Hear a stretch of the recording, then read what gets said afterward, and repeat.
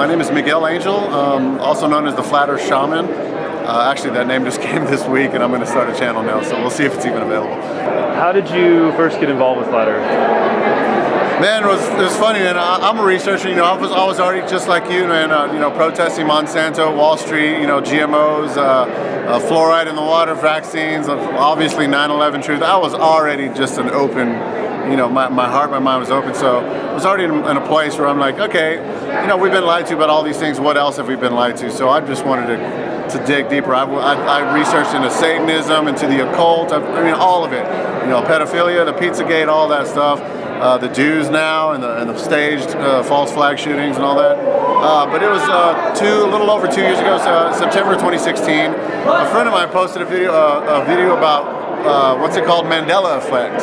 And I was watching this Mandela Effect video. I was like, whoa, man, this is pretty heavy stuff. I'm like, that stuff kind of makes sense. So the Berenstain Bears, all this stuff that I totally remember that was just changed. And I was just watching that for a while. You get stuck in a time warp and you go down a rabbit hole. You watch like 10 videos. And then I saw this Flat Earth video on the side, and I had kind of seen it and heard about the conversation, but I was like, yeah, whatever. I just kind of, not even going to entertain that for now. Just pushed it to the side all the time that I did. Well, this night I was like that open book, and I was just like open to receive. And it was like, I don't know, 12, 1 in the morning, and I'd already watched all these Mandela Effect videos. And let me just click this Flat Earth thing right here. What is this? Let me see what that's all about. And I watched the video, and I can't even remember which one it was because I just stayed up and watched like 30 videos in a row after that. So I honestly can't say which one it was, but one of the first ones was Flat Earth Clues by Mark Sargent. That one I loved like the philosophy of that one, of the depth of like, why this would happen and how they would manage to do it, and what we as humans, would do if we did find out something, us compared to animal, herded animals. There's herded humans as well, but a herded human could also be unherded as well once he figures out you're actually in a cage or something. So, that one opened my mind. Dave Murphy's video, our Flat Enclosed Dome Explained, that one video. And then, of course, Eric Dubay came in there, and Mike Jack, also ODD TV, saw his trilogy. Then I watched like all the major ones that night, and it was just like, boom! So after that night, I was like, for sure, 100% the Earth is not a spinning ball going through space. Ludicrous, well, this is a term I like to say, a spinning space rock with perfectly formed spherical water wrapping around it, hurling through infinite space for astronomical distance, at ludicrous speeds for astronomical distances.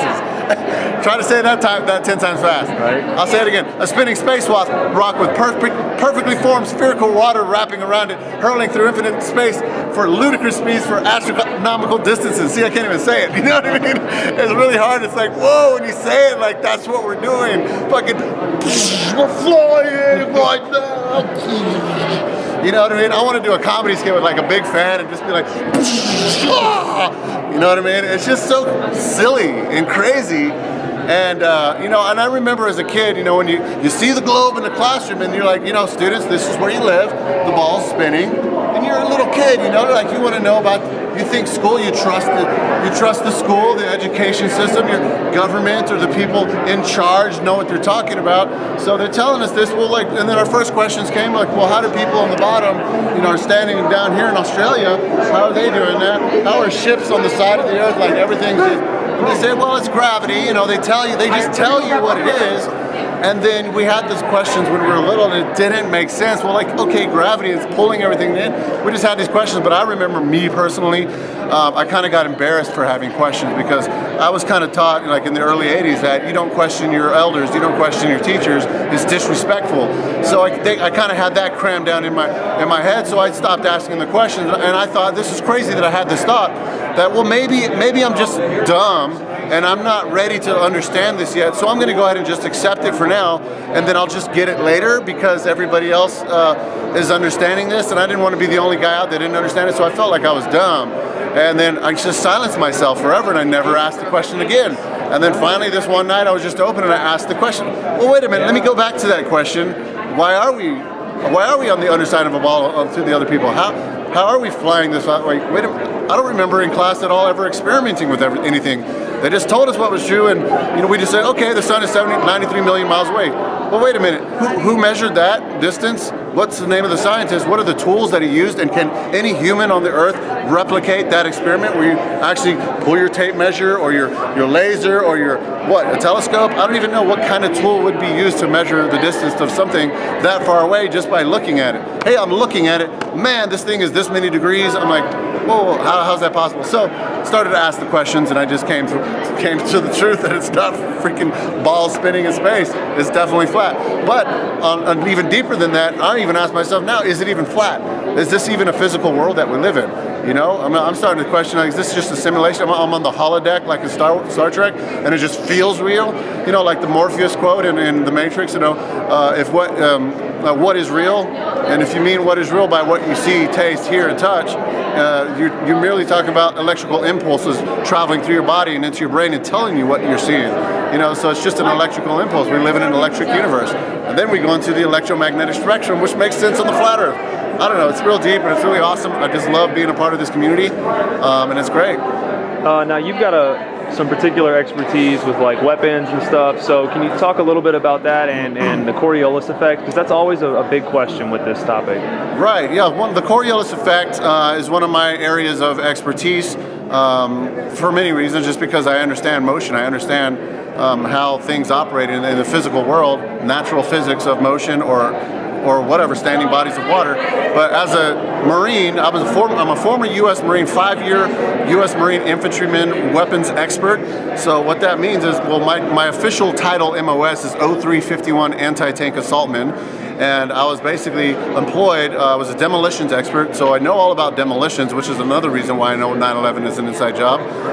So we worked with Army Corps of Engineers on all the kinds of explosives, but another weapon we mastered was an 83mm warhead rocket launcher called the SMAW, shoulder-mounted automatic weapon. And it has a rifle, 9mm rifle, bore-sighted to the rocket. And what bore-sighted means, it means whatever my 9mm round, wherever that round hits the target is where my rocket is going to hit. So we don't waste an expensive, $10,000 rocket. We shoot the round it's got a tracer round, and you can see the round go all the way down in your scope, in your sights, and wherever that round hits, let's say you're off about 2 feet to the left, and all you do is move 2 clicks to the right, and you fire your rocket, and it hits it. So that's one of the weapons.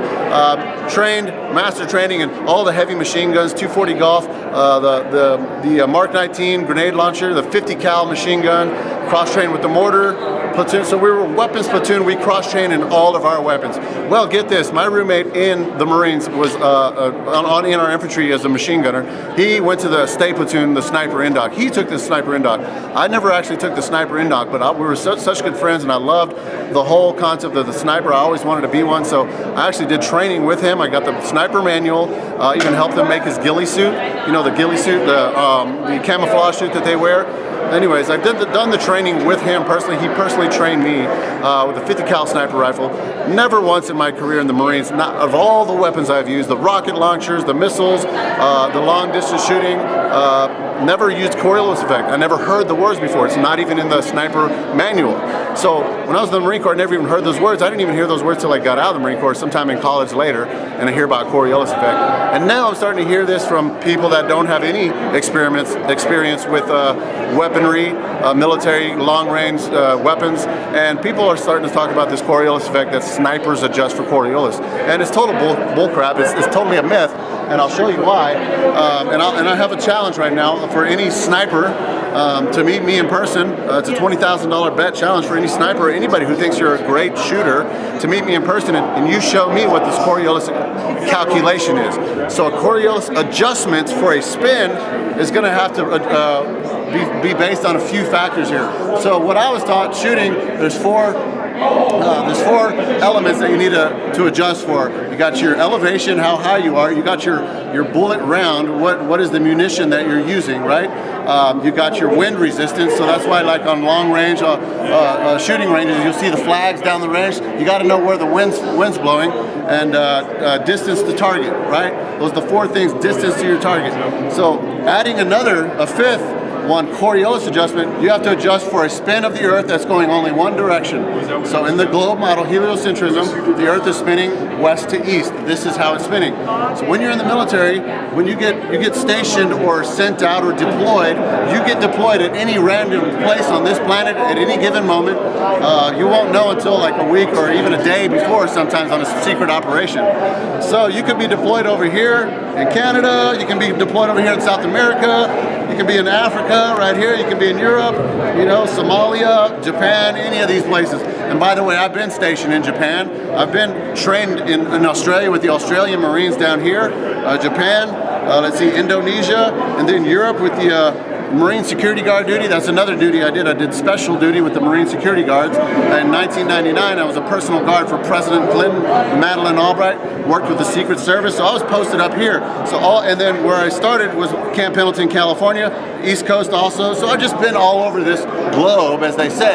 So everywhere I've been would have a different Coriolis adjustment, because if the Earth is spinning 1,000 miles at the equator, if you go down halfway to the South Pole, it's 500 miles per hour right here, and to 0 miles per hour. You know what I'm saying? You get the concept of a spinning ball is going to be slower the higher you go and faster at the equator. So not only do you have to know at any given moment when you're in a combat situation where you are on this globe, how fast you're going, you have to actually know which way you're facing, the direction you're facing when you're shooting your weapon at your target, right? So let's just put ourselves in a combat situation. I'm over here posted up in my ghillie suit and I'm a sniper and I'm looking at an enemy down here, and all of a sudden I got an enemy flanking me over here. So now I got two enemies and I'm spinning a direction according to Coriolis, and I got to do an adjustment for this guy, and then let's say I turn and face the other direction. Now there's a different Coriolis adjustment.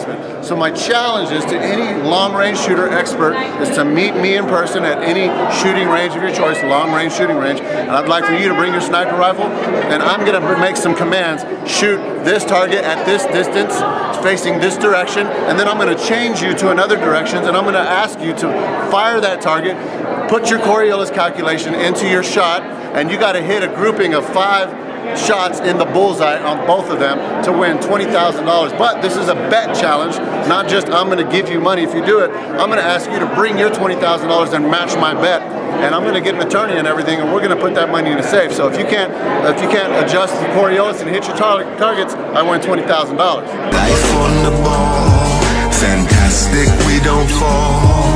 Ain't it amazing? Amazing how the sun can shine so high. That's what they told you. Life on the ball, gravity explains it all. That explains everything. Be thankful that the moon remains in your sky.